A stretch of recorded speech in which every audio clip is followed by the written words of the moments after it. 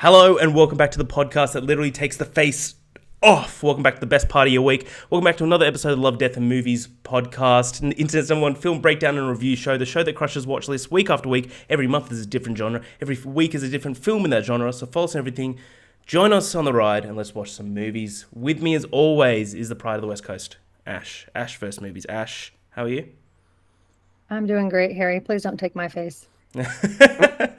I won't, because I will be definitely taking the face of our new guest, a beloved member of the Movie Talk community. Everyone just loves him. He's also super handsome. Pat, aka PippyDrippy. Pat, thank you for joining us. Hi. How are you? Thank you for having me in your pod home. Yeah, our pod home. That kind of sounds crazy. But man, thank you for coming on, man. We are during our month. We are inside our month of Nicolas Cage movies. We're doing Nicolas Cage movie every single week. Last 2 weeks we've done Raising Arizona and Adaptation, which are both sensational. We are now recording on Friday the 13th, which is crazy. We should have kind of planned this, and as Pat said, it's like, yeah, you obviously didn't plan it because we're talking about Face Off, which might be the greatest film of all time. But until we get into the film and everything, guys, how's your week been? Pat, how's your week? Tell me about it. What are you doing? I had a lovely week. Work is slowing down in a nice way, and I'm just full bore into the spooky season. You know, we start around these here parts. September 1st is like get all the bullshit out. You know, what are start you decorating? What's your go-to movies every spooky season? I do this thing called 31 Frights in 31 Nights. And Nice. I've been doing it for many years, like way before I was even on TikTok. I've never actually posted anything about it on TikTok. It's like almost a personal journey, personal cinematic journey. Try to watch 31 horror movies that I haven't seen before.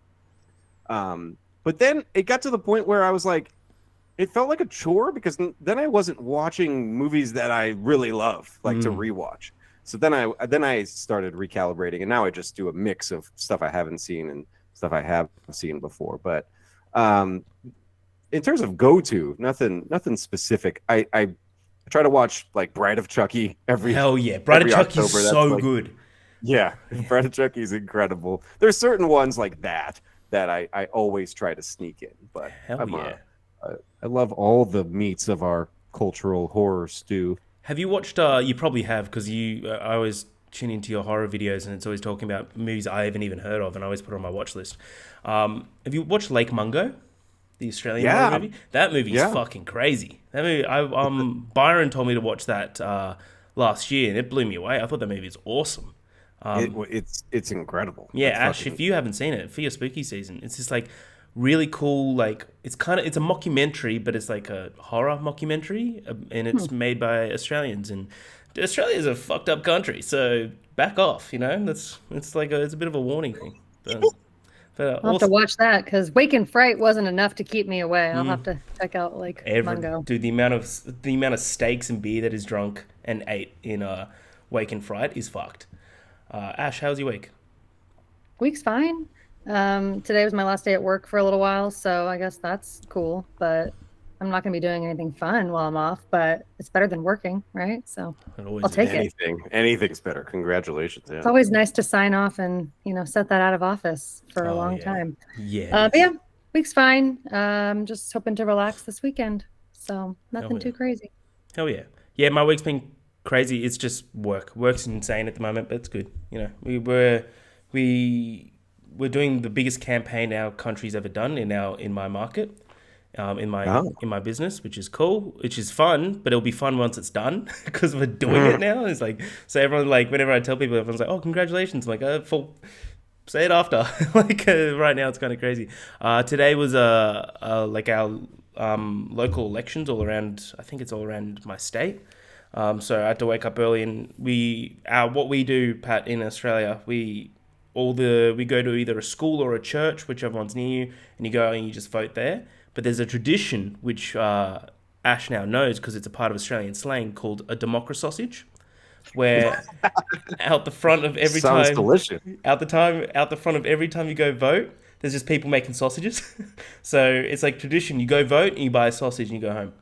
It's the fucking best. What the hell? So I sent Ash a video of just me just chowing down on a glizzy. That's so awesome. Man, we we don't have had that. anything like that. Yeah. I tell you what, because in Australia voting's compulsory, otherwise you get fined. Which I haven't. Wow. I haven't got an opinion if it should be or shouldn't be. But I'm telling you right now, Pat, if you guys had democracy sausages, voting rates go up, go skyrocket. So I think the sausages more than the compulsory law would Agreed. make people go to the absolutely, Go to the bowl. that's what I'm saying. I'm like, absolutely, that's it. But today we're going through Face Off, of course, which is the 1997 classic. But before we get into that, we've got a couple games we're going to go through. Before every type of episode we have a guest. When we have a guest on, we kind of do what I like to call like the Australian citizenship test. Now, Ash has passed it every single time, but somehow she keeps getting deported. Don't check under her floorboards. So once again, you guys are going to team up. I've got 6 sort of phrases or words of Australian slang, and you just got to tell me what they are. That's all it is. You just got to tell me what they are.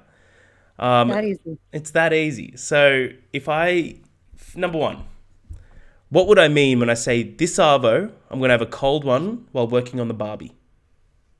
This arvo? A cold one. Wait, say that again. The whole thing. This arvo, I'm going to have a cold one while working on the Barbie. This afternoon, you're gonna have a cold beer while barbecuing. Yeah. I didn't know.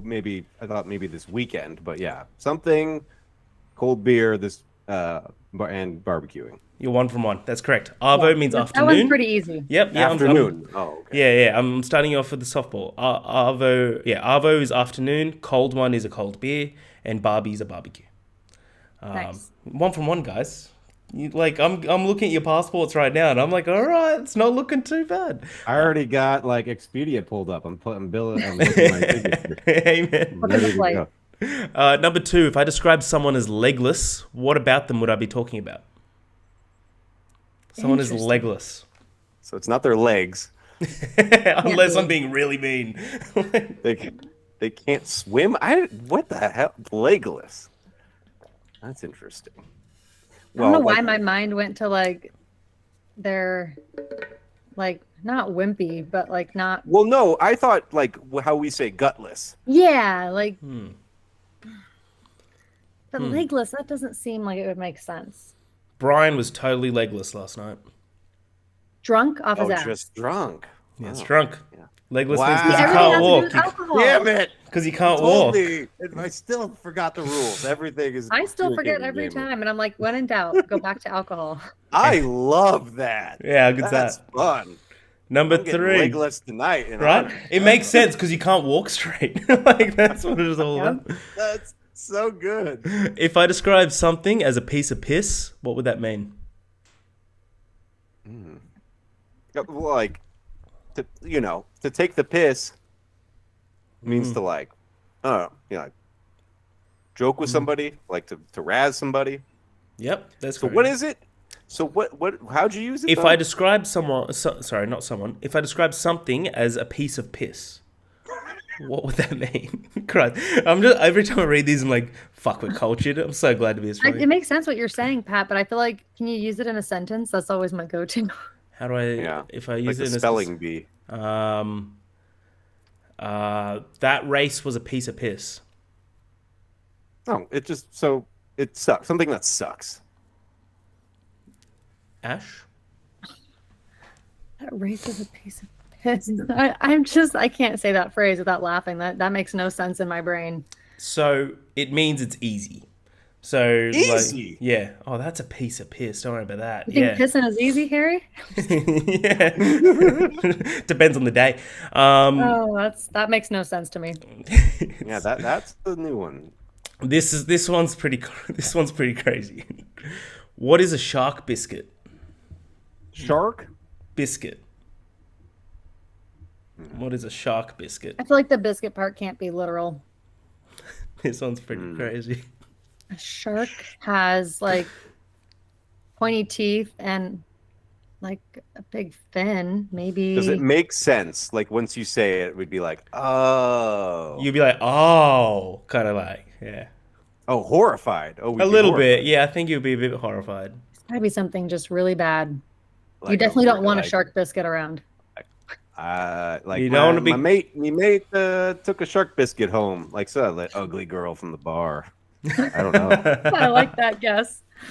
That's not bad. A shark biscuit is a kid at the beach. That's simply what it's. Yeah. Oh my god.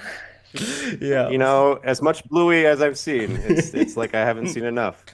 That's How have they not hilarious. said that? Welcome Even to in the the shark beach episode, I guess. A couple of fucking So it's shark just a kid at the biscuits. beach? Did you Yeah. say like, oh, look at this shark biscuit building a sandcastle? Yeah, It's a you'd be little like, I'm gonna go get legless and take the shark biscuits to the water.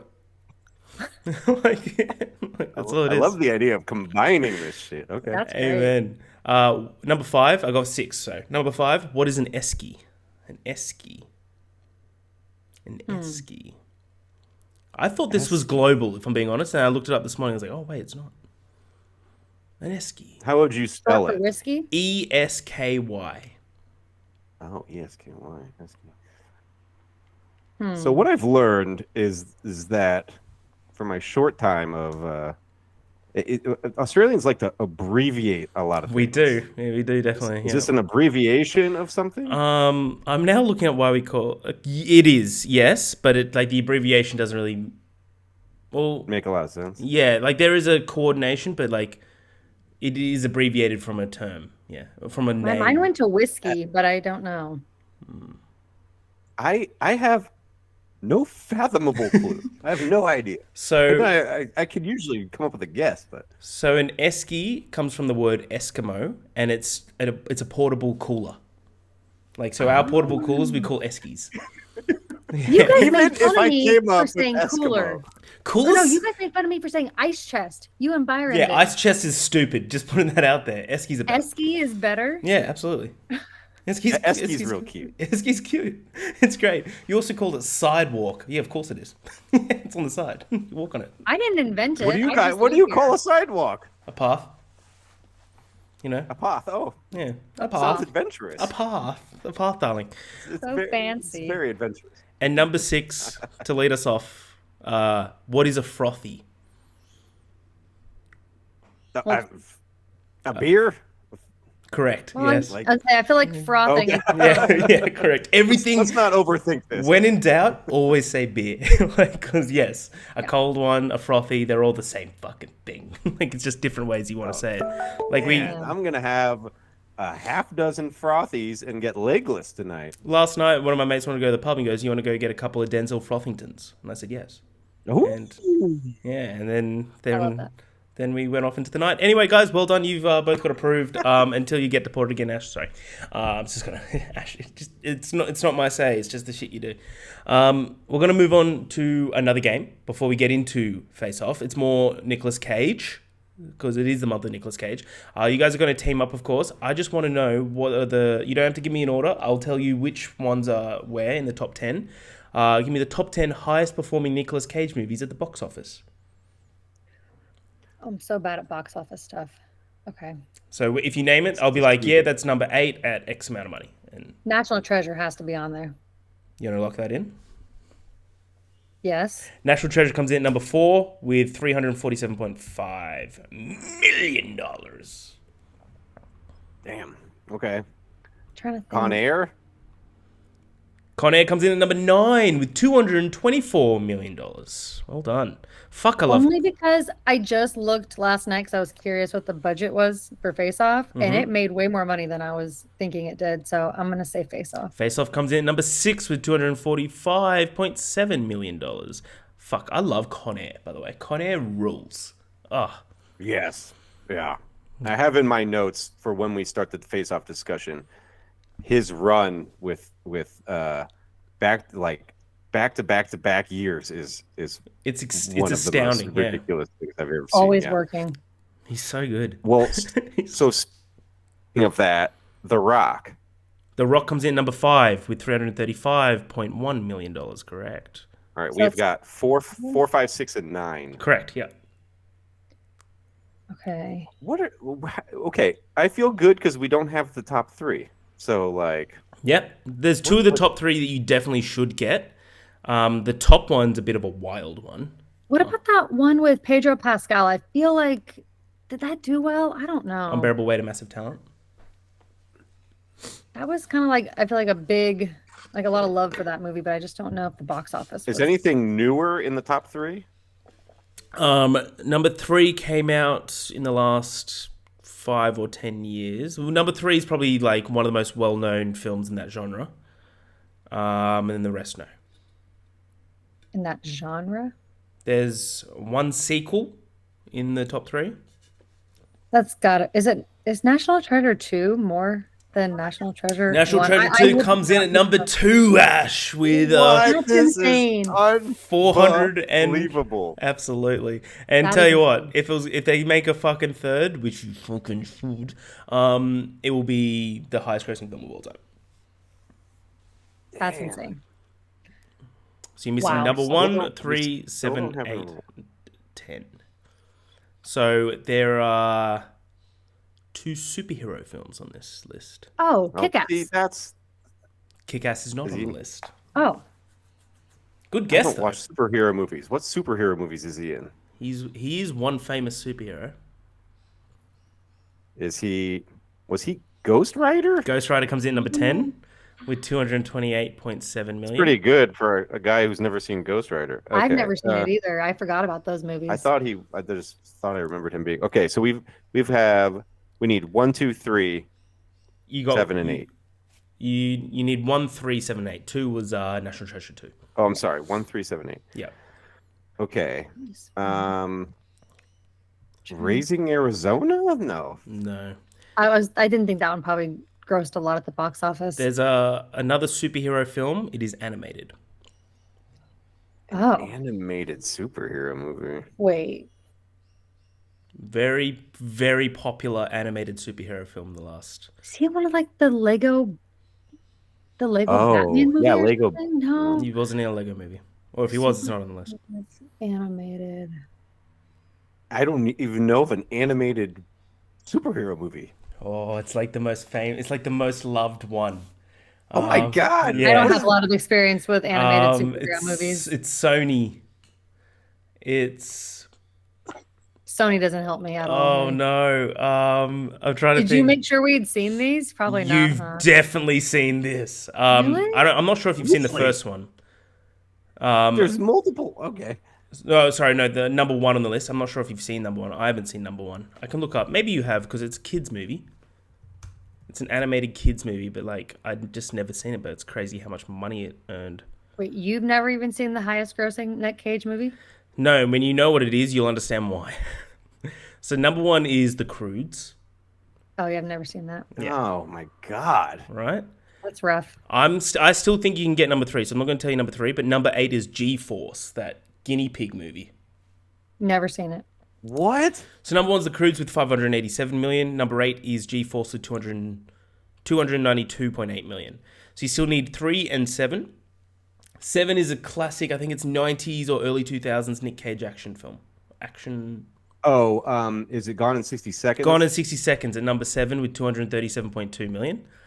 And now it's just animated superhero. Came out in the last, in like 2016, 18. One of the biggest Marvel heroes. Start naming. Oh, into the Spider-Verse. He's Correct. He's Spider Noir. Yeah, So Spider-Man Into the Spider-Verse with 384.3 million. I forgot he's in that. Yeah, no, that's fair enough because he's not the main. Like, totally fair enough. So that is the top 10. So number 1, The Croods. 2, National Treasure 2, Book of Secrets. Number 3, Spider-Man Into the Spider-Verse. Number 4, National Treasure. Number 5, The Rock. Number 6, Face Off. Number 7, Gone in 60 Seconds. Number 8, G-Force. Number 9, Con Air. And number 10, Ghost Rider. So Wow. I feel good. Like Yeah. I would have been so mad at myself if I didn't get one that I should have, but I didn't know. I don't even know what G-Force is. yeah, no, And like I was I writing haven't these. seen that Spider-Verse one, so I like now that you say that, like, yeah, I obviously know about it, but I've never seen it. Yeah, that's fair So- enough. No, I was We got like, the feel ones good. that I feel like were the crucial ones yes, to get. you did. There's nothing in Yeah. there that you didn't get that I was like, what the fuck? Like totally. Yeah, good. Like I wouldn't say Spider-Man Into the Spider-Verse is a Nic Cage movie. No. Like, but it's just like he's in it. But yeah. No, I was like thinking of that 9/11 movie. I couldn't think of like an animated superhero movie. 9/11. So World Trade Center. Yeah. Was that animated? Nice. Well, today we're talking about Face Off, directed by John Woo in 1997. A little quick synopsis. In order to trap him, he must become him. In order to foil a terrorist plot, an FBI agent undergoes a facial transplant surgery and assumes the identity of a criminal mastermind. The plan turns sour when the criminal wakes up prematurely and seeks revenge. This is Face Off. With a budget of $80 million, box office of $245 million, and coming to number 6 in terms of top 10 Nicolas Cage box office performances. Guys, what do you think of Face Off? First off, so how we do it, Pat? Just little initial thoughts. We don't give the score until the end. So, Pat, what do you think of Face Off? I mean, this has got to be like my 800th time watching. It's such a rewatchable movie. Rewatchable. I place a lot of value on rewatchability. Like I'll knock a movie down even if I enjoyed it a lot, but it's something I wouldn't return to. I think I value that in a movie, its ability to make me want to return to it. But yeah, I can vividly remember this is one of a handful of movies being like a blockbuster VHS that buddies would rent and I would see on sleepovers like as a kid. I will say I revisited this for the purposes of this discussion. I was pleasantly surprised at the fact that it still absolutely rips start to finish. So good. It's so much fun. It's so fucking good. Nice. Ash. Yeah, I had only seen this movie for the first time January of this year. So this is my second watch in the same year. The first time I watched it, I was not even close to sober, and this time I was stone cold sober. So I've seen it in two completely different lenses, and What's I love the more fun experience? Definitely the latter.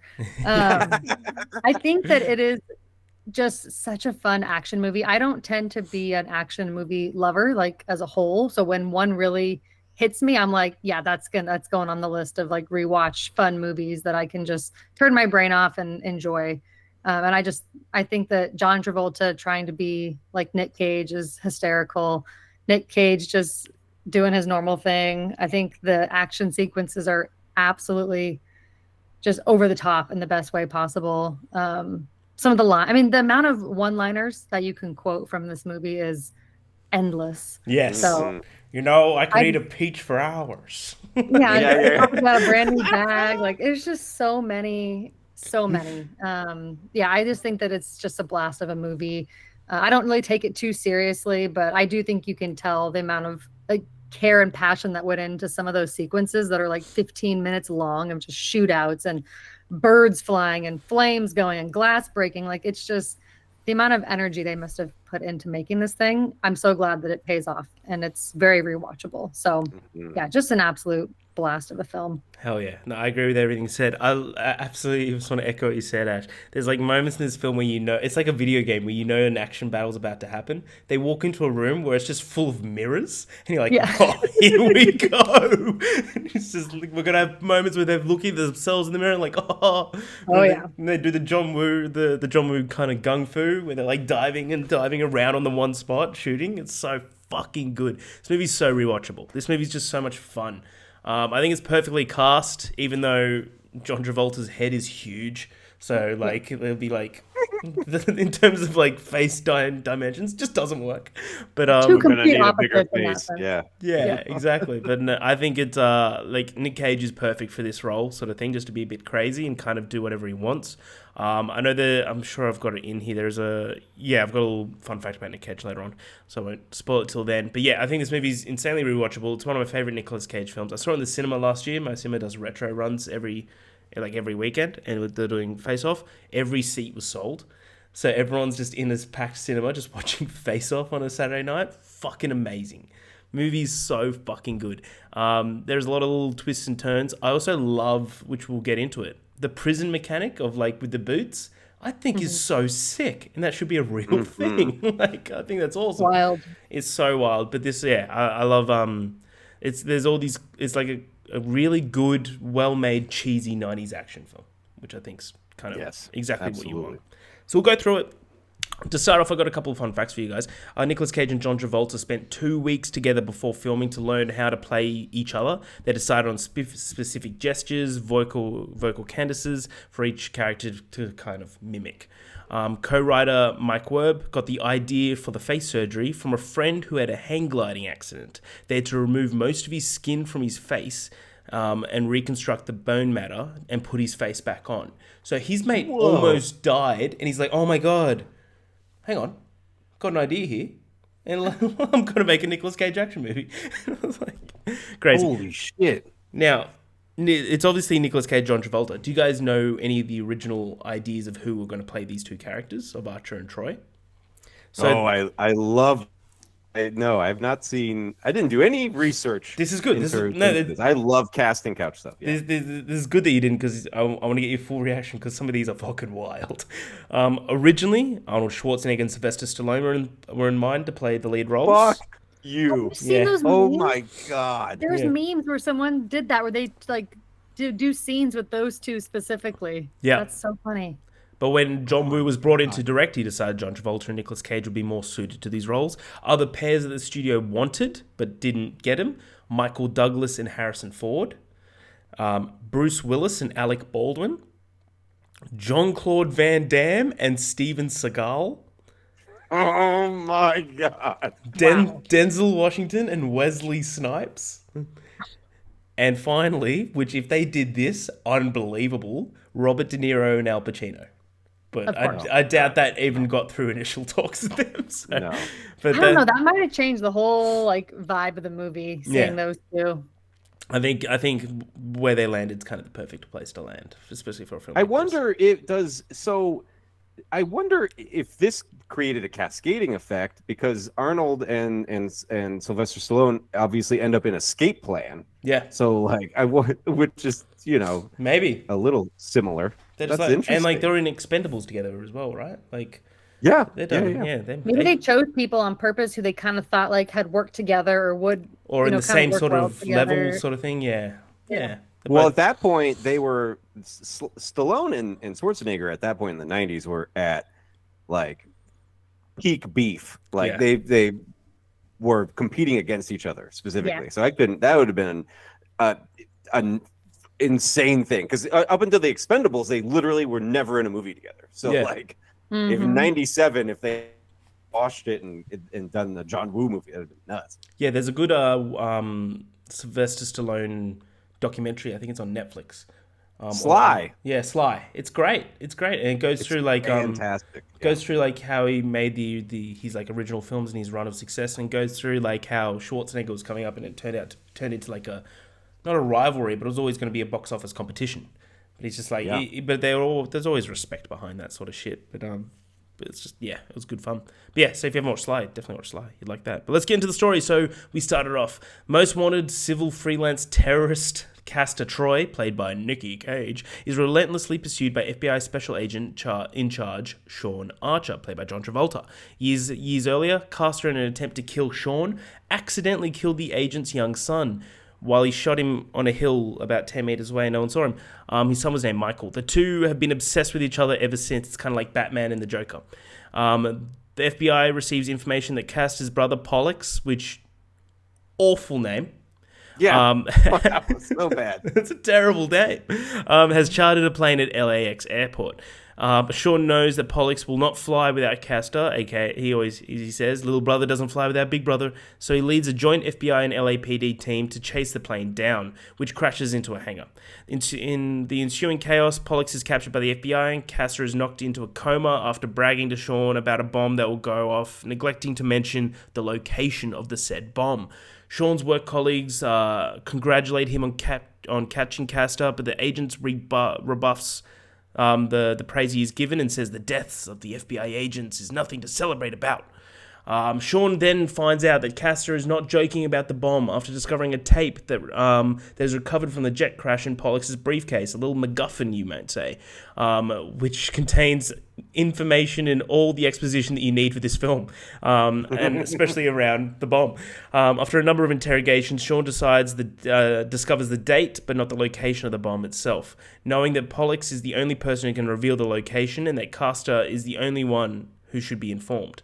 Sean is presented by his colleagues with a secret mission that is fucking wild, that he undergoes an experimental surgery to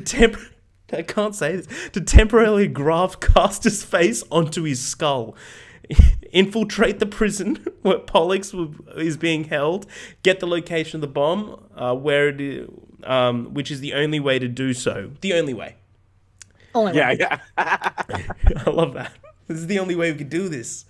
Arrangements are made for Sean, as Castor's voice and all, to be incarcerated with Pollux in prison.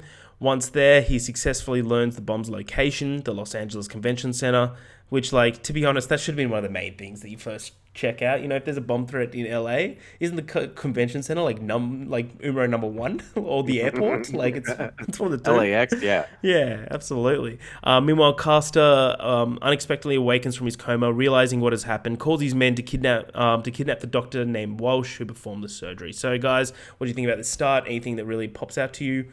It's hard to kind of dissect a movie like this. It's not like we're talking about the fucking Green Mile. Like it's like this idea is insane, right? Like that's kind of what, like, of course these actors are kind of what makes this movie so much fun, but the idea of Face Off is hilarious. Ash? Yes, absolutely. Yeah, I mean, yeah, we're not sitting here trying to analyze this movie or what does it mean. It's just for fun. The moment when he is in the priest outfit and he walks in and does the, like, where he gets on his hands on his knees and he's just like spinning his head around, that's iconic. Amen. But yeah, there's just so many great moments, and just the fact that he's so obsessed. It almost feels like John Woo must have watched like a lot of like 80s and 90s like detective movies or TV shows or something. He's trying to like emulate that with John Travolta's like Office and his character, which is hilarious to me. But yeah, I love that this is the only option, and it's a secretive operation where only 3 people know about it. It's like you don't think something might happen to them, and then nobody's gonna know that this went down. Also, like, you're an Always Sunny fan, right, Ash? Harry, come on. My bad. That's on me. Don't insult me. Pat, do you watch Always Sunny? I actually don't. Oh, you would love it. You would love it. I've never seen a single episode. Yeah. The lead detective, the woman, right? That's the person that Dennis does the impression about. Yes, it is. And you know her name. God damn it, Dutch! Yeah, that girl. Her name is CCH Pounder. Yeah. CCH Pounder. Yeah. By the way, that's a strong name. God yes, damn it, we had to look Dutch. it up. I was like, "There's no way that's her legal name," and it's Well, not. it stands for Carol Christine Hilaria Pounder. Yes, she just thought that was too much. That's a mouthful, so we'll just shorten it to CCH. She's not wrong. Yeah. What are the so errands anyways, you got me running for the DA? Oh, that lady plays this character. She's taking it so seriously. So the doctor, it's like a special ops surgeon. Like that's a real thing. I'm sure that's a real job. But yeah, the scene where they actually remove the face and like keep his face like preserved, and it's the most out there idea you could possibly think of. So it makes for the most fun concept. And also the fact that Castor is just completely in a coma up until the moment he does, like they need him to not be, where everyone's gone and he just wakes up alone, and no one thought that might happen. Yeah. I love though where they're trying to like sell him on it. And they got someone else, like one of the other agents having surgery, who's just grazed his ear and goes, "Oh no, we're making him a whole new ear." Like, it's just like, they got a fucking 3D printer. Making it. That's what I love about these 90s and even like 80s action movies or scary movies even have it too, where the way they depict technology is like one of my favorite things ever. Because now that we're in 2024, it's just so great to see what they thought this like high tech situation would look like. It's just iconic. This movie, I can't really break it down more than that. I love all these moments. I find them so funny. Amen. Pat, anything to add? If you don't have anything, that's totally sweet. my thoughts right off the bat. I don't know if anyone caught this.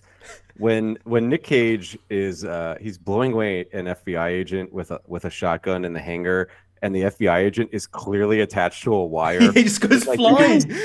you could see the wire, and he shoot, like they made no attempt to hide this wire whatsoever. Yeah, and he gets pulled all the way back, and that's such a fun, It's so good. fun little effect. So great. I also wrote down, find you a partner who loves you as much as John Woo loves slow motion sequencing. Oh yes. God, you just the signature John Woo foundation is slow motion sequencing, Mexican standoffs, and just like raining fucking bullets And white that's doves. He always Yes, has Look at all white the doves. birds in this movie. There's a He fucking lies. funeral, and inside the church is like 17 doves. This many get him, doves. Freda, get him out of here. Like, it's- Yeah, but just like religious iconography in general, like what Ash said with your introduction to Nic Cage post the assassination attempt is him just dressed as a priest, Yeah. acting like an absolute scumbag. It's fantastic. Oh, it's so good. I also wrote down that I would file experimental experimental face swap surgery under things I would tell my wife. That's like, gotta tell the wife that I'm undergoing some experiment. Like it's described as a black bag operation or whatever. But there's not enough people in the world that are privy to this situation for my comfortability. Yeah. Where he's like, you can't even tell your wife, but all right, what? Why? Why can't he walk up to her, put his hands across her face like he likes to do, and just say, "Babe, my face is getting swapped for a little while. It's gonna be okay." Just go stay. Like, it's like there has to be a couple more questions here, right? It's like, I'm doing all this, put my fucking family into like absolute protection for the weekend while I'm going to high tech prison. Nearly enough pushback. Like Travolta gives a little bit of pushback, but then it's like, okay, fuck it, let's do it. Cut my face off. Go ahead. It's so fucking good. The only way. But like, we're talking about how this movie is intrinsically like dumb as fuck, but Nic Cage playing Travolta as himself and vice versa is genuinely like impressive. Like it's not an easy acting feat to be like, I'm playing you, playing me. Like that whole role reversal and the facial expressions that they both kind of swap once they become each other is incredible. And it's all in the foundation of like the beginning, like Nic Cage doing overtly ridiculous facial expressions that Travolta then mimics once they become each other. It's actually like, we thought we were saying like, we're not going to overanalyze this, but it's an incredibly impressive thing that they pulled off in a stupid as fuck premise. Amen. 100%. So you're saying Nicolas Cage has got the juice? I agree. Undoubtedly. Undoubtedly. Absolutely. So let's continue on to Castor, who is smoking, popping painkillers, and watching video of the surgery when the doctor arrives. Then forces the surgeon, aka Walsh, to graft Sean's face onto him, and Walsh is later murdered by being burned alive in flammable liquid by Castor's henchmen, alongside the other two people that know about this fucking operation. Of course. Who's, damn. Also, were they all just hanging out in the facility when he woke up? Like, they were all in the building? There's no security on him? Like, oh my god. I mean, like, after it's done, Castor's like, oh, that was lucky we picked them. That's crazy. Castor, as Sean's voice and all, visits him in prison. I love this scene. Informing him that he's killed everyone who knew about the mission, including Sean's friend Tito, who had his wedding band. And destroyed all evidence. He leaves, telling Sean his plans is to take advantage of his job and family. Crazy. Castro then has the FBI negotiate a deal with Pollux, who's already figured out the switch, for his release and is returned for revealing the bomb's location. Castro proceeds to disarm the bomb and revels in the praise of Sean's colleagues and the media, which is not. It's kind of opposite to the people at the beginning of the film. By the way, the apartment underneath me has just decided to do renovations, so if you can hear a drill, that would be it. I'll mute my mic when I'm not talking. Following Castor's disarmament, that's how you pronounce that word, of the bomb, where he disarms the bomb. Sean begins an escape attempt. I fucking love this. Anyone got a light? Anyone got a light? Yeah. So good. A violent battle ensues. Sorry if you can hear that. Ending with the FBI agent successfully invading the prison guards and leaving the prison. Later, Sean visits Castor's entourage and successfully fools them into thinking that he is the real Castor. Sean then asks them to help kill Archer, which is hilarious.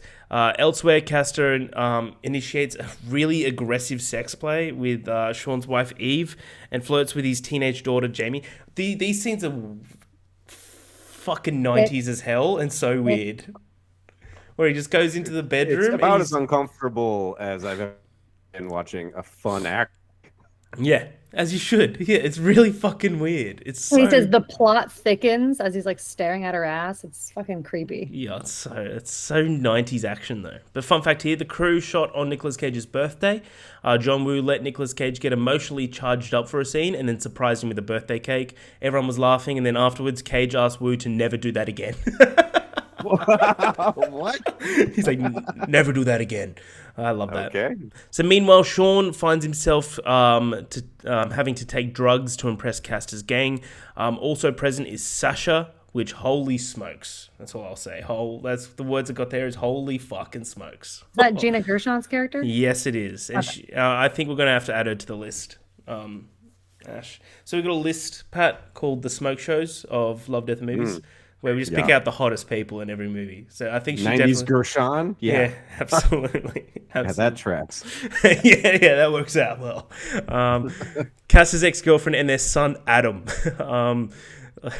I hate to skip to the end, but when they just take Adam in, that conversation in a couple of years is going to be wild. It's like I audibly laugh out loud every time they pull the front door to the Adam reveal is so fucking hilarious. It's so insane. And he is top 3 most hateable children in a movie. Like he's the absolute worst. It's like him and the kid from Over the Top. Like it's like they're in a dead heat for kids I want to punch in the face. Amen. Like, the worst.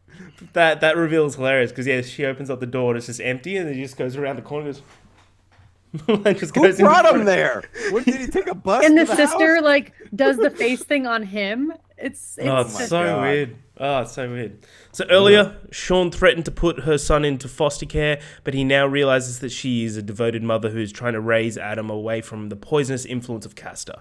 Sean, as Castor, promises her that Archer will not bother her anymore. Sean starts to bond with Adam, reminding him of his deceased son, Michael. It's also crazy, that scene where he picks up and goes, "Oh, Michael!" You're like, oh. It's like, you're proper fucked up, buddy. Pollux, watching Castor's old safe house, informs Castor of Sean's arrival. Instantly, Castor and Sean arrives. But he sends a FBI team in. A gunfight ensues, killing most of Castor's crew, whilst Sasha and Adam escape with Sean's help. As he makes his own escape, Sean catches Pollux and drops him through the apartment skylight. Sorry, I shouldn't laugh at that. That's fucked up. It kills him. Castor is devastated, and when a fellow agent comments, Castor shoots him in the head. They're not going to track that bullet casing at all. So it's so fucking good. Castor's just like at the bottom of this fucking room for what seems like a good 15 minutes, and just gets his brother dropped in. Hilarious, fun for the whole family. I'll stop there because we've got basically one more part before the end of the film. Anything to add here, guys? Kind of like the prison escape scenes, and like the actual scenes of Archer being Castor outside of prison. Yeah, go ahead. I love the terrifying thought, like when he's like, "You've got a visitor," and he thinks he's like giving him the intel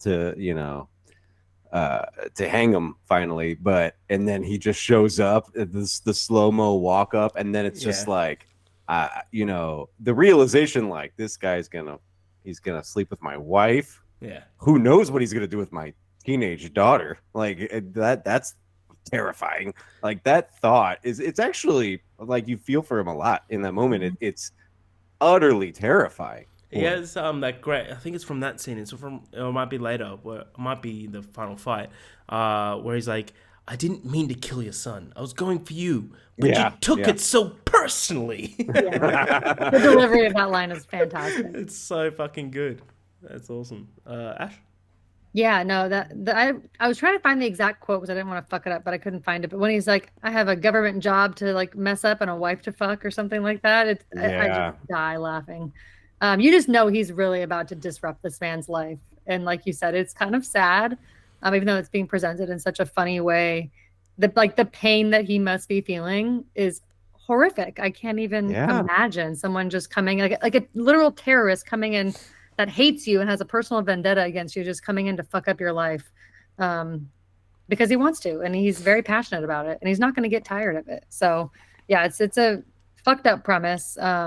But yeah, all the slow-mo scenes, the rim of mirrors, the mirror scene when it's like they're looking at the man they actually want to kill, and they're both like, it's so good. The frame, the shot is done so well. Man, I love it so much. All the action moments are so fantastic. There are times where it feels a little bit like this middle of the movie, like maybe it's dragging on a little too much. Like it probably could have been cut down by like 15-20 minutes. This movie's almost 2.5 hours long. Yeah, it's a little too long in my opinion. It probably could have been like 2 hours, but it's still fun. Like I'm not mad at it, but it's probably a little too long in this middle chunk. That's fair. I feel that lull post prison breakout. Like now, once they're both out, like from when he meets the gang on, it takes a while for them to actually, they're on this collision course that takes a little bit too long. I would agree. For sure. There's the great quote though of the mirror scene where they're like up against the mirror towards each other, and Castor Troy goes, "I don't know what I hate wearing worse, your face or your body. I mean, I enjoy." Again, this is the quote, okay? "I mean, I enjoy boning your wife, but let's face it, we both like it the other ways, yes? So why don't we trade back?" Sean Archer says in the most 90s way possible, "You can't give back what you've taken from me." Okay, then plan B. Why don't we just kill each other? It's so great. It's so Why does Castor want to switch though? Like he has all the leverage and all the motivation to stay as is. There's a little bit of sprinkling that goes on where he's like, like he's kind of like missing he's been domesticated and is kind of like, well, I kind of wish I was just, doing just back in the proliferation of illegal activities, but like not enough for him to be like, I'm ready to switch too, brother. Like that seems. I mean, he's breaking laws still as Sean. Yeah, he's just getting away with it. Yeah. There's moments though where Castor is actually a decent father, like to Sean's daughter, where he like beats up the guy that's like trying to like take advantage of her in the car. Do we want to talk about this? Because I have a whole thing about. Go ahead. A whole ass. Because the quote of like, if you dress like Halloween, ghouls will try and get into your pants. So, and this is I did a very recent deep dive into Scientology. Like I listened to a podcast, Nice. Last Podcast on the Left, shout out, on, Oh, I love Last Podcast on the Left. Yes. They were just in Australia, by the way. Oh, fuck. Nice. Yeah, they just left. But anyway, I listened to their Scientology episode and it had me thinking. So Danny Masterson is a Scientologist. Makes sense. How weird is it? Like that is such a prophetic scene, like him playing a total loser scumbag creep that's sexually assaulting a teenage girl. Like that in and of itself is so prophetic. Like I didn't even realize that was Danny Matheson. Yes. Wow. Yes. Okay. Wow. So that's Danny Masterson, but also this idea of John Travolta pulling him out of the car and kicking his ass is a metaphor. This is me just speaking. It feels like a metaphor for him getting kicked out of Scientology. Yeah, Because when the Danny Masterson shit hit, he was in Scientology terms, you're known as a suppressive. That's like the worst thing you could be to Scientology. He was known as a suppressive and kicked out of Scientology effectively. And obviously Travolta's like one of the most, famous Scientologists. But that whole scene is so insane from just a Scientology perspective. Like it's fucking crazy. That's fascinating. Wow. Yeah. It's Wow. wild. That's crazy. But you kind of see it in the change in the daughter from the start to the finish.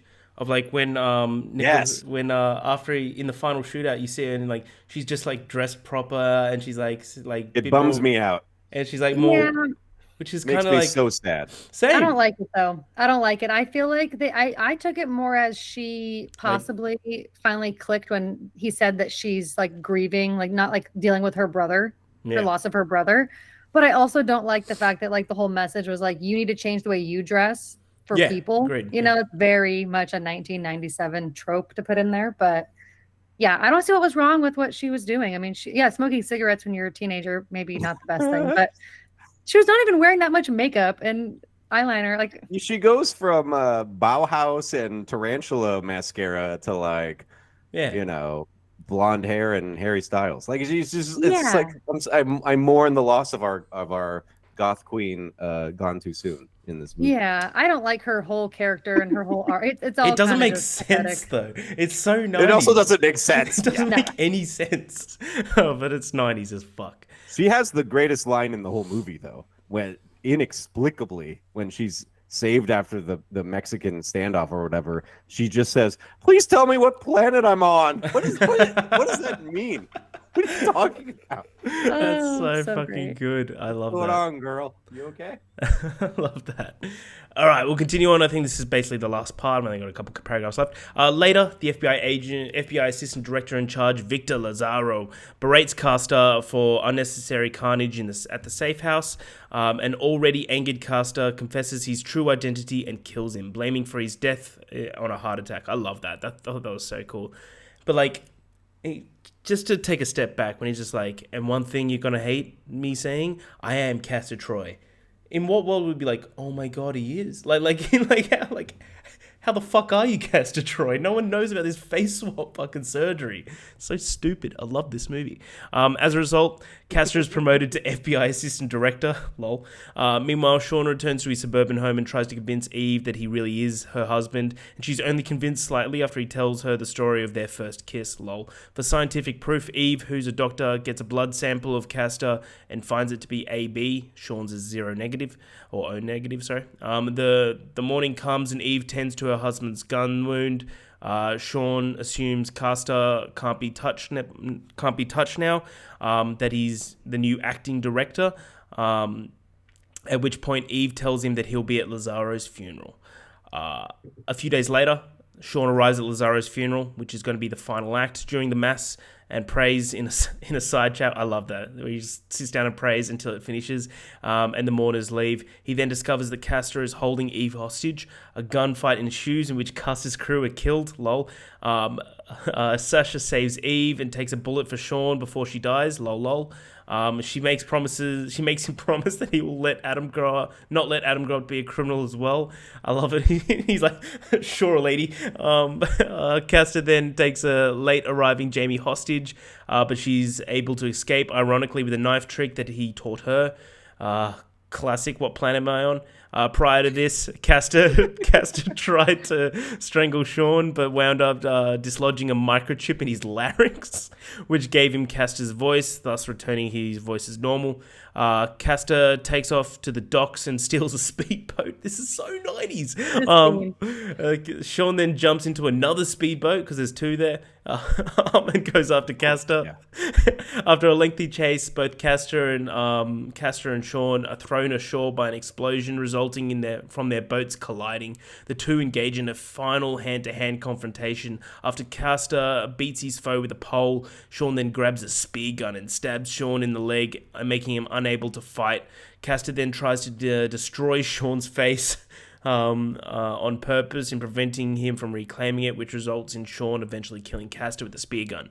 Later, Eve is able to explain the entire situation to the FBI. Good luck. Successfully convincing them that of her husband's true identity.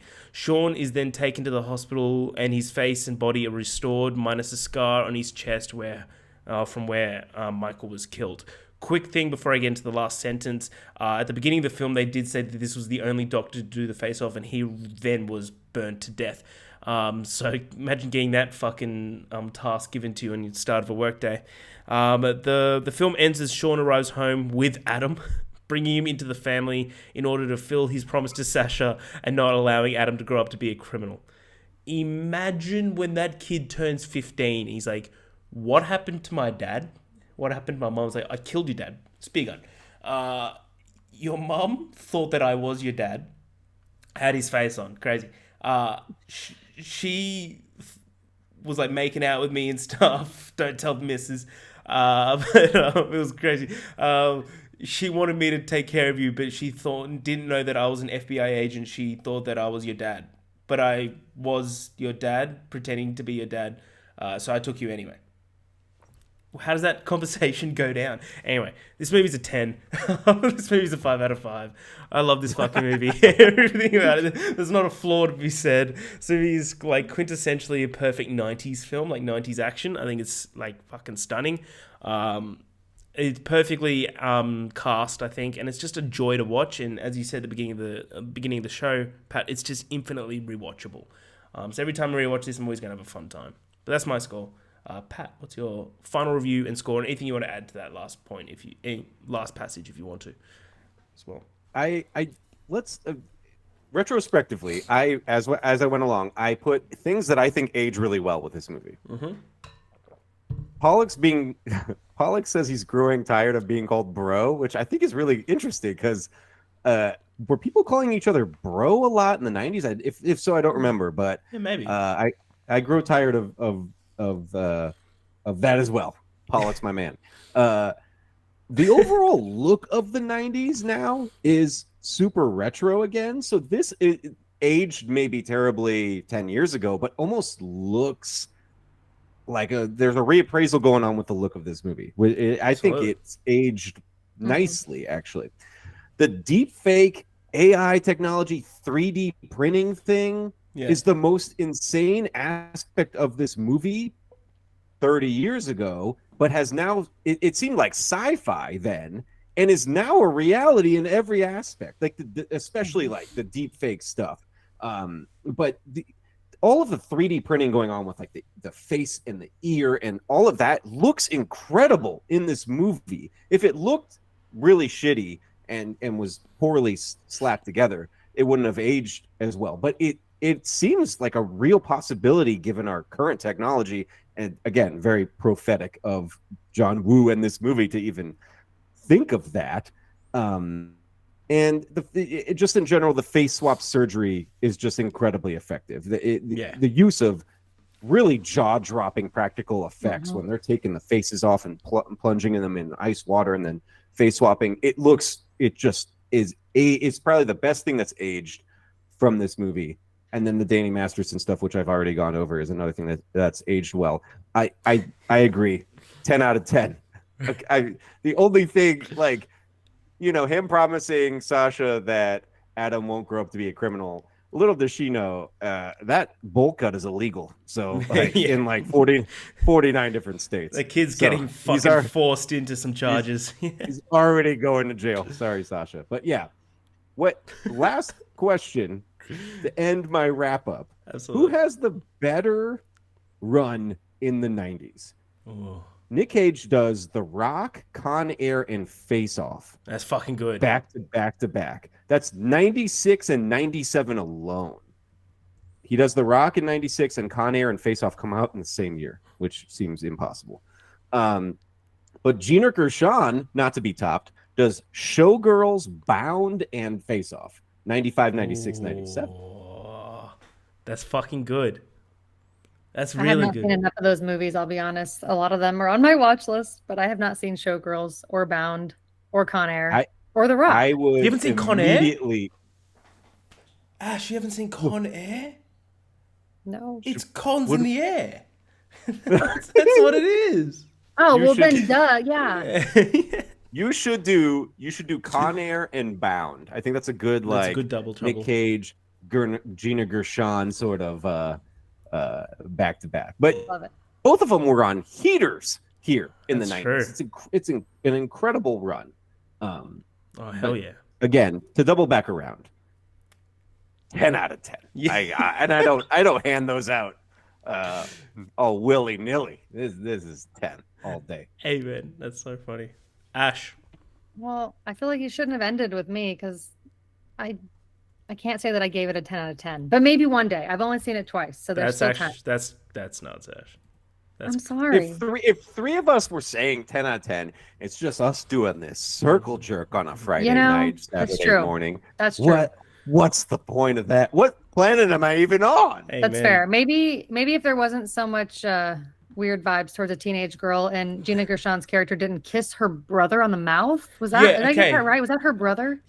I was weirded out by that as well. Like I was like, maybe I missed something where That's her like They also brother. they made exit the police station as a couple. Like when they're exiting the interrogation, she's holding. They're like exiting like a couple. It is confusing, but but they're yeah, clearly brother and sister. because like they made out. I was like, oh, they must just been together, and like the cast of things is like he's the boss, you have to do what he says, sort of thing. And then it's just like, and he killed my brother, and I was like, what? Like, Yep. what? I was like, Yep. that's fucking crazy. That Yeah, I is. Guys, don't it's think they're from 1997. Alabama, so I don't know what that was about, I just thought it was but like an American thing, you know. I just Bill no, Clinton's in the White House. We're having a great Chumbawamba is topping the charts. Chumbawamba. it was Anything the go- 90s. anything goes. We all get Anything knocked goes. down, eh? Anyways, Fucking Chumbawamba. yeah, no, I love this movie. Like I said, I've watched it twice now, and I think it's just a fun rewatch. I enjoyed it both sober and not sober, which I'm happy I have both those experiences, so I can enjoy it any way I'd like.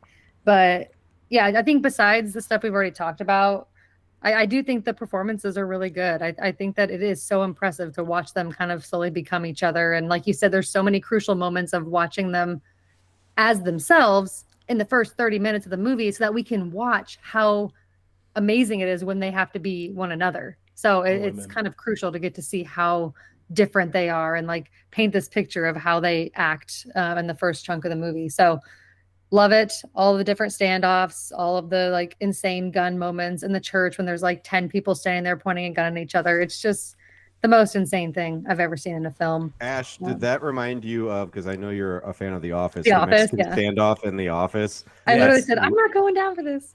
Yeah. So That's great. it's the first thing I thought of. Yeah. Same. Yeah. So great. I think it's a blast. I think it's very rewatchable, like you guys have already said. And I do just have slight like issues with the pacing. And like I said, I think it's a little too long, but it's not like a bad thing. I just, with action movies, because it's already not my genre of choice, I do feel like it needs to move a little quicker. And I do think 2 hours and 20 minutes is a bit longer than it needs to be. I also really don't think I could stand Eve as a character. I wish I liked her more. Maybe So I'm do more I. I rewatching, wish I but liked her more. I want to add her to the smoke show list. I do. she bugs But me. Something about her. step. There's a point where he in fact is like, I hate to see you go, but I love to see you walk away. And then they have the most unflattering Flattest picture of a ass butt ever. I've ever seen. Yeah. It's like, excuse me, I'd love to see you go, and I'd love to see you walk away, because what is going on down there? I straight up said out loud, like, that is the flattest ass I've ever seen. What is he talking about? Think about No the upgrade disrespect, but- between Eve and Sasha. My Oh, God. yeah. Amen. Amen. Yeah. Wow. Shout out. Anyways, I gave it a 4 out of 5, like a high 4 out of 5. And I could see it fluctuating between that and a 5, just depending on the day, the mood I'm in, how many drinks I've had. So, yes, love this film. Love the conversation. Hell yeah. Well, that is Face Off. That's exactly what we think of Face Off. But next week, join us for episode 50 of the Love, Death, and Movies podcast with the greatest movie of all time, the actual greatest movie of all time, with our National Treasure. We're finally doing it, Ash. We're finally doing it. Everyone's been pounding on the door, mainly me, saying, can we please let me watch National Treasure, Ash, please. So we're finally doing it. But before we let everyone go, we are going to be going into a little draft. So we're recording this on Friday the 13th. We're going into spooky season. So we want to do a horror by the decade draft. So we go through we've got a draft order of Ash, then Pat, and then me. And we each have to pick a horror movie from the 70s, 80s, 90s, noughties, and 2010s. Don't have to do it in order. You can do 2010s first and do 70s, whatever you'd like to do.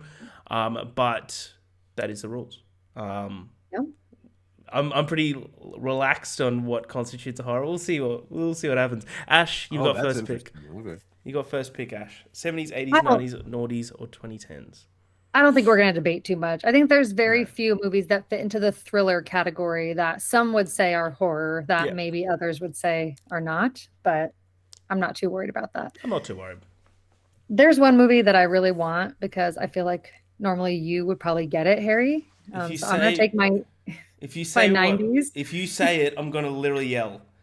I've got I'm it gonna take tattooed Scream. on. I've got a fucking Scream tattoo. What, are you I kidding? also think it's a perfect movie, so I'm sorry. Ash, I'm gonna make your world burn.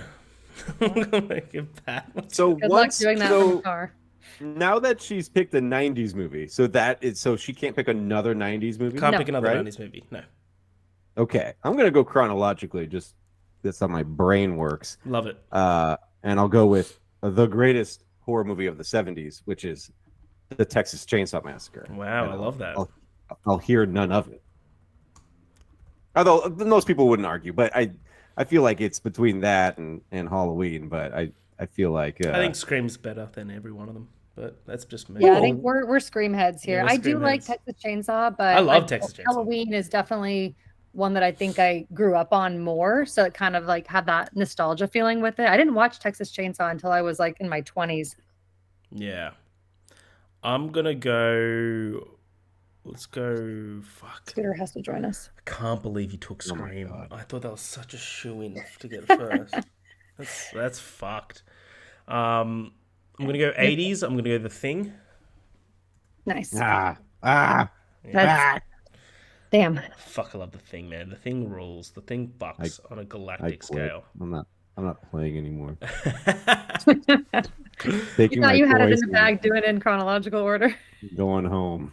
I'll be see 70s. If I miss one of them, I'll be happy. 80s done. 90s is a little tough. But if I miss this, I'm gonna go 2000s. I think this is a horror film. It's technically a horror comedy, so I'd count as a horror. Shaun of the Dead. Yeah. It's absolutely a horror film. It's comedy. Yeah, horror comedy. You see a guy's stomach get ripped apart, and he has to shoot his mum. like yeah, spoilers. No, absolutely. Harry dressed up as him for Halloween last year on our Oh, Halloween. really? Yeah, I dressed up as Sean. Do we was have crazy. costume ideas for this year, or where are we Like, at? yeah, I still got to think about that. I'm not going to do the Shaun of the Dead again because I did the pocket thing where he's got the red on you, the blood. That like stained my skin for a good 3 Oh my weeks. God. Yeah, Really? yeah, Wow. that was crazy. And it looked like I had a skin condition, but then it was just like, no, I just put way too much fucking dye on this shirt I was wearing for a couple hours. Pat, so you've done your 70s, you got 80s, 90s, noughties. Okay. I've done my 70s pick. I'd be remiss if the poster that everybody asks me about in every post I ever make, I will pick Reanimator from 1985. Nice. Okay, I have a thing about that movie. Yes. I liked it so much. And it got to the scene where she's on the table. Women hate that movie, and I don't blame them. Yes. It pissed me off because I loved it up until like it would have been like a 4.5 out of 5 for me up until that moment. And I was so pissed. I don't defend that movie. I don't defend SA revenge movies in general to people. Like if someone's like I can't watch Last House on the Left or you know I Spit on Your Grave or whatever, I'm like, yeah, I totally agree. I like those movies, but I'm not. It's hard to be like I like those movies. I won't defend them, and it's an indefensible scene, and it is part of the movie. I still stand by the fact that I really love that movie, and I think it's one of the best Lovecraft adaptations. But yeah, I gotta see it. I haven't watched it yet. You're totally. Oh, really? I haven't Wow. watched Yeah. Reanimator, huh? Now you gotta Now I see will. it. What all the hullabaloo? I told you about it after I watched it. I think I mentioned it on one of our episodes. But yeah, I was just more mad because I loved the concept of everything it had going on. And then that moment. It's almost just right like, at the end. yeah, like 20 minutes before the ending. Fuck yeah. No, I'm keen to watch that now. Okay. Before we continue on, Pat, have you seen The Substance yet? No, it's on my. It hasn't come out yet, Harry, for like the wide release. Oh, maybe not in America. You're special. I love her. America sucks. Wow, tell me something I don't know. Yeah. What's her name? Demi Forget. Demi Moore, Margaret Qualley. Oh, the director. I can't. Coraline Forget or something. Yeah. Dude, The Substance is. I've seen it 3 times now. Coraline Forget. Yeah. It's so fucking good. It's so good. The guy next to I saw it in. It's one of my most anticipated movies because I love revenge. Yeah. Like, revenge was insane. So it was really good. Yeah, I loved it. I saw it at a film festival in June. The guy next to me fainted. was great. Oh my god! It's so I good. love people throwing up and fainting in It's- movies. That's My local cinema incredible. was doing a preview of it last week, and on entry, you get given a vomit bag. It's fucked Oh my up. god! It's I so good. love performative shit like that. Okay, I'll be I kind of first want in to. line. I'm thinking about taking my mum to go see it and not telling her about it at all. She's gonna be so mad at you. Yeah, probably. All right, I'm trying to think here. You just went your turn, Pat, back to me, right, for the turn? Is that correct? Okay. All right. I feel like my 70s movies have enough, but I'm curious about the 2000s. For some reason, I'm feeling like not so sure about that genre. Hold on. Bear with me for a second. I'm not prepared for this draft. Okay. Take Scream 3. You took. So that's my least favorite Scream movie. Nah, Scream 3 rocks. I love it, but Scream that's my 4 is least favorite out of the entire franchise. Scream Well, maybe not f- Scream 6. Scream 4 is the least favorite, for sure. Oh, that one's so much fun. I'm like Okay. the only horror fan that doesn't even like Scream movies. I know. I Like, saw that the other day, and I think I messaged. Yeah. I saw that too. And I was like, Pat, please. Pat, I please. like so not to get into this, but I think I like New Nightmare better than Scream. New Nightmare is like the blueprint for this like meta horror concept. Uh-huh. I love New Nightmare. New Nightmare. So much fucks, yeah. And I love Scream, like the original Scream. I just don't. The sequels just don't do anything for me. That's fair. That's fair. Jinx, by the way, Harry. Damn it. Okay, I don't consider this movie a horror film, so I'm not going to take that one. I'm going to take. What is it? Now I'm 2000 curious. I'll tell you after. Okay, 28 Days Later You taking that one? Nice one. Yes. that's what you're taking. for my 2000s. Like that. I'm keen for the, You don't like that the movie? end of the trilogy. No, I love it. I'm mad. Oh, I'm sorry. Yeah, Danny Boyle. Killian. Just one of my favorite zombie movies. And the one I was gonna take that I don't think is a horror film is American Psycho. It's listed as horror Yeah, I on saw that as well. Letterboxd. I don't That's- agree with That's that. a horror all day. Yeah. Really, you think? For sure. It has It just aspects. feels like a murderous spree of this man. It doesn't feel like the same as a slasher, so I just don't really. I know it's more psychological, I guess, but Psychological horror. Yeah, I can see it. But Well, I also then see somebody both else can sides. take it. Nice. But Okay. I think that the horrors in America, I think the horrors in American Psycho are draped. The Psycho drapes the entire film in chaos, but the horrors of American Psycho are the exceptionalism of the '80s and this Oh, yeah. very selfish sort of way of living, and the horrors of just '80s excess. And I think No, that that's makes complete horrific. sense. It just feels like more thriller-esque, I guess, like psychological thriller is how Yeah. I have always seen it. But it I makes sense never what you're even saying. thought about that. That's interesting. I love that movie. It's amazing. It's totally misinterpreted by many people that fantasize about. Wanting to be. And- Yeah, people that want to be Patrick Bateman should be on a list. Yeah, that's a red flag. Yeah, people that Donnie Darko are their favorite movie, and I don't trust anyone that says Donnie Darko is their favorite. Like that is. Or how about Taxi Driver and they want to be? Yeah, like, those are Travis that's Fimmel? rough. Yes, if you've got a Scarface poster and Donnie Darko, that's tough. That's Yeah. tough. You should go to therapy. Okay, Ash. That's a little. I am gonna do my 80s next Nice. because I don't trust you, Harry, that you might take my favorite movie ever. I was going And I'm to. gonna- I was going to, but I've already taken my 80s. But yeah. Okay, that's right. Oh shit, you did. Well, I'm gonna do it anyways. I'm gonna take Nightmare on Elm Street. I have to have Freddy on my Oh, I list. thought you were going to do. Everyone's on the 80s. I thought you were going to do Evil Dead 2, to be honest. That's but- not my favorite, but I do Yeah, love yeah. I completely forgot about Nightmare. That makes more sense. it. All right. Well, I brought it up earlier. I don't even think so. You're where do taking you the guys crudes. land? You're taking the crudes. Put it down. Put it down. Nice. What was that number 8? What was that? What was the other one? G-Force? Yeah, the guinea Yeah, pigs. Yeah. Take a G-force. Take a G-Force. This is an aside from my pick. Where do you guys stand on Silence of the Lambs? See, yeah, I could see That's both, another one but that's- it's yeah. it's a psychological thriller, but it has horror aspects in it. You know. I'm not gonna argue against it if you want to take it, but I just don't. I don't think I of it don't when want think to of take horror. it, but Oh, okay. that's a well, I do want to take it, but that's one that's debated. Like this is not a horror Mhm. movie, and it is, it isn't, whatever. Yeah. But one that I brought up earlier that I think is exponentially just so fun, so much replay value. I'm going with Bride of Chucky. for the night. Fuck Love it. yeah, dude. Bride of Chucky rules. I might watch that. Child's Play 2 is my favorite, but that's a fun one. Nice. Yes, Child's Play 2 is the best Child's Play movie, but I'm gonna ride with Bride here. Love it. No, I love that. All right, I'm gonna go 70s because Ash used to got your 70s. I'm gonna go Alien. Figured you might. Ah, hell, I didn't even think about. God damn, fuck. I've taken it in other drafts, so I was trying to like think maybe I should have variety, but it's definitely my favorite one from the 70s. Where are you guys at with Romulus? I liked it. really enjoyed Romulus. Oh, good. Okay, We both We're all did in the same actually. boat. We were kind of in the minority, I guess. I know you loved it too. Yeah, we're 3 for 3. I think I do love Prometheus and Covenant a bit more, but it's not far from it. But it's still like I've seen Romulus twice. That third act is like horrifying. Like that, there's that one shot where you're looking down the hallway and you see a creature, and I think that's like the most disturbing shot I've seen in years. I think it's a make or break for people though. That either worked for you or it didn't. Yeah, that it creature worked for either me. works for you or it doesn't. Yeah, Worked it big works time for for me me. too. Yeah. I love this sort of shit, man. I was like, this guy's freaky as fuck. Let's go. Absolutely. Yeah. Nice. All right, so I've got 90s and 10s to go.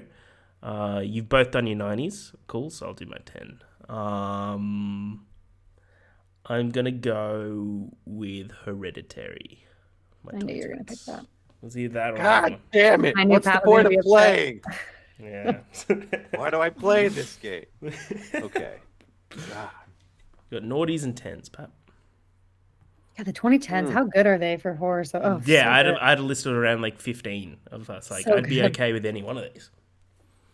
For the 2000s, I'm going to go with Wreck. I think Oh, it's fuck yeah. one Oh, of that's the a best, great found footage yeah, movie. one of the best foreign horror movies. Mhm. One of the best found footage movies. I saw someone, I can't remember who, but someone was talking about Wreck, and then someone commented on it and goes, it's too hard to watch this movie with subtitles, just watch Quarantine. And you're like, you fucking Somebody, nuts? some mouth breathing freak, excuse my language, said this exact thing in my comments, and it was, you should just watch Quarantine. It must have been your video. Read. It must have been your video I I'm thinking of that, yeah. don't mean to be like rude, but are you illiterate? Like, Yeah, what but is also the issue Quarantine's with dog shit reading a compared little? to Wreck, though. Quarantine It's not sucks. even fucking close. What I is will the say subtitles?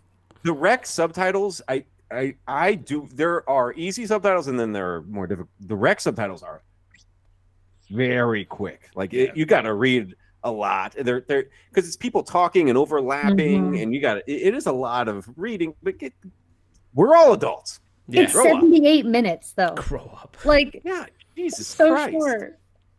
It's so fucking good, though. I can't. I love Wreck. Wow. What a great pick. Well done. Ash. Okay, that's my last two. Now I'm at a point where, like with the 2000s, I have so many that I love that I'm just gonna try to create some variety on my list because I've already got two slashers, so and a zombie movie. So Can't believe you fucking I took Scream. think I'm still so burnt about Scream. I'm not gonna take what's probably one of my favorites because I know everybody else doesn't love it. I'm gonna take The Lighthouse. Oh, good pick. Because I want like I a love fantasy that. horror. I want something different on my list. I've never love taken that. that movie in a draft. I love that. Absolutely beautiful film. Just love it. Willem Dafoe and Robert Pattinson just so good at being That's creepy. a fantastic pick.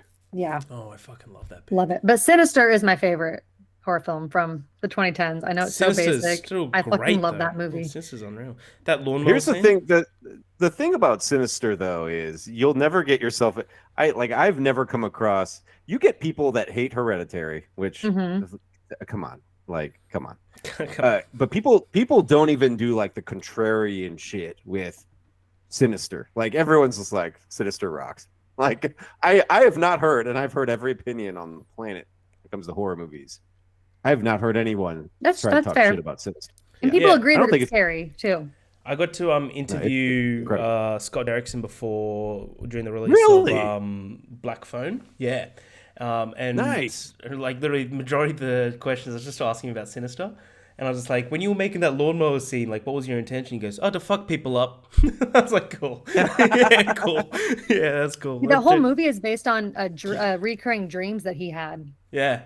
Oh, interesting. Yeah. Yeah. Did you talk to him about working with absolute just sweetheart Ethan Hawke? Like one of my favorite Yeah. fucking He people. says that Ethan Hawke is the easiest person he's ever worked with.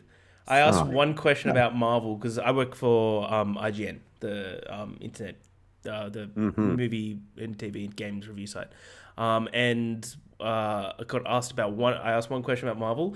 PR person instantly comes into the call because it was a voice call for video call. Instantly comes into the call and it's just like, no question about Marvel, or we'll end this thing. And I was like, okay. Oh wow! So, all right, That's his pal. normal bag for sure. Yeah, for sure. But That's crazy. nah, he was awesome, and he just wants to chat about horror. And Black Phone was fucking sick. They're making a sequel, aren't they? Black Phone 2? Yeah. Fuck yeah. Fuck yeah. All right. Damn, really? Are they really? Wow. I think the 70s is going to be tough for me because like There's so many good ones now. There's so many. as much as I would love to have Halloween on my list, I'm still trying to have variety here. So I'm going to go with Suspiria. Yes. love that Yes, Ash. Yes. You're going with what? What? I didn't hear it. Suspiria. Oh. So good. Yeah. Suspiria hasn't Yeah. left my mind since I watched Oh, that. it's the red. It's just, it's so great. Oh, it's beautiful. So great. Nice. That's my list. And Pat. So for the 2010s, that's what I got left. That's interesting. I could take the Suspiria remake, which I Yeah. actually really love. That's a good one. Well, but to piggyback off of Ash, I'm actually just gonna take The Witch because it's just Nice. a haunting folk horror nightmare, and what a debut! Oh, What yeah. the hell? Yeah. Yeah, what a Yep. 3-film run. He's Yeah, killing it. Eggers like got better and better for me. Like I wish I loved The Witch more. I still like it a lot, but I think The Lighthouse, like I really liked, and then I actually really like The Northman too. I love The Northman as well. Yeah, I'm the same with you, Ash. Like, I really like The Witch. I don't love it as much as other people, but it's still like you watching. You're like, you can't deny it's fucking great. Like, Oh, as yeah. a film, it's a fucking immaculate start of a filmography for sure. And Eggers admitted that he doesn't know how to make movies. Like he was Yeah. like, I don't know what I'm doing. Yeah, Clearly you do. yeah. But then It's crazy. I watch The Lighthouse and I'm in love with that movie. I think The Lighthouse fucking rules. So Yeah, I think he's a killer. I can't Nosferatu wait for is good. Nosferatu. Yeah. Holy shit, man! I keep forgetting that it's coming out this year. I saw that. Christmas. What a way! I love just fucked up Christmas Thanksgiving traditions. Yes. Like getting to go see Terrifier next month Hell and yeah. getting to see Thanksgiving last year and getting to see Nosferatu this year. Like we haven't had holiday themed horror shit in a while. I love that it's coming out on Christmas. That's awesome. It's so sick. Oh, I fucking love it. It's good fun. Yeah, I'm a big believer in avoiding trailers. So I watched that trailer for the first time in front of a movie. I can't remember what I was watching. And it was before Speak No Evil. And fuck, that trailer is amazing. That movie looks incredible, Nosferatu. Like the shot with the shadow of the hand going across the town. I trust very few people to have done that movie, Yeah. and he's on a short list of maybe 2 people Yeah, that I him- would want to do that. Him and John Woo. Anyone else is a no. Can you imagine? Yeah, that'd be The nice. Mexican standoff. Yeah, With vampires. can't even wait. Yeah. All right, that'd be Harry. awesome. All right, finishing us off, my 90s. I'm between 2, but I'm going to go with probably my favorite found footage film because I'm going to put some found footage in here. I'm going to go Blair Witch Project. Oh yeah. Yeah. I was also thinking about Event Horizon. I fucking love Event Horizon. Mm-hmm. Event Horizon rules. But just to kind of summarize us, Ash, from the 70s, you took Suspiria, great. 80s, A Nightmare on Elm Street. 90s, Scream. 2000s, 28 Days Later. 2010s, The Lighthouse. Pat, PippyDrippy, you took 70s, The Texas Chainsaw Massacre. 80s, Reanimator. 90s, Bride of Chucky. Noughties, Wreck. In the 2010s, The Witch. Harry, me, myself, Has Daddy 101. 70s, I took Alien. 80s, The Thing. 90s, Blair Witch Project. Noughties, Shaun of the Dead. 2010s, Hereditary. So that is us. We'll put all of Pat's links into the bio, so I'm sure that if you're listening to this, you're already following him, but for that one person that isn't, go follow Pat. He's one of the best on the app and one of the best in the community. He's hilarious and handsome and stuff. Pat, thank you so much for coming on. It was a joy. We'll definitely have you on ASAP. This is good. This is great fun. We'll pick out another fun film Thanks for you for to come having on. me. But anything you want to spruik to the people before we close off? No, this has been a blast, a pleasure, Hell yeah. and if you have me back on, it's an open invitation. I would love to join you guys anytime. I fucking love movies. I love talking about movies with buds. It's like my favorite thing on the planet. Hell yeah. Amen. May Satan bless the fucking cinematic arts. I love you guys. Thank you for having me. We love Yeah. you, Pat. Thank you so much. But until next time, please watch National Treasure to curve off the end of the month of Nicolas Cage. But until then, I'm Harry. That's Ash. That's Pat. This is the Love Death Movies. We'll see you at the movies.